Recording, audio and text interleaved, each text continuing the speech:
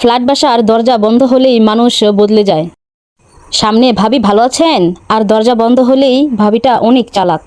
ঢাকা শহরে ফ্ল্যাটের কালচারটাই অদ্ভুত। একই বিল্ডিংয়ে একই লিফট, একই ছাদ, কিন্তু মানুষের মুখ দুইটা না, কখনো কখনো চারটা। জানেন ভাবি, ওই ফ্ল্যাটের ভাবিটা না কাল রাতে কার সাথে আসছিল দেখছেন? ওদের সংসারে নাকি সমস্যা চলছে। এইসব কথা এক ফ্ল্যাট থেকে আরেক ফ্ল্যাটে যেতে যেতে এমন হয়, শেষে মনে হয় যেন নেটফ্লিক্স এর নতুন সিরিজ বের হয়েছে। ঢাকাতে অনেক অ্যাপার্টমেন্টে মানুষ একসাথে থাকে, কিন্তু মন থেকে কেউই কারো না। এই শহরের বারান্দা কাপড় শুকানোর জায়গা না, অনেকের জন্য এটা মানুষের পর্যবেক্ষণ কেন্দ্র। আর এখানেই সব খবর সিসিটিভি থেকেও দ্রুত ছড়ায়। সবচেয়ে ভয়ের ব্যাপার কি জানেন? এরা কখনো সরাসরি শত্রু না। বিশ্বাস করে মনের কথা বললে সেটাই হবে কালকের ব্রেকিং নিউজ। একটা সময় ছিল প্রতিবেশী মানেই ছিল আপন মানুষ, আর এখন প্রতিবেশী মানেই হাসি মুখের আড়ালে লুকোনো রিপোর্টার।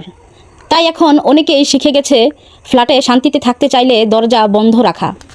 কারণ এখন দেয়ালেরও কান আছে, আর সেই কানের সাথেই আছে ওয়াইফাই স্পিডের গসিপ।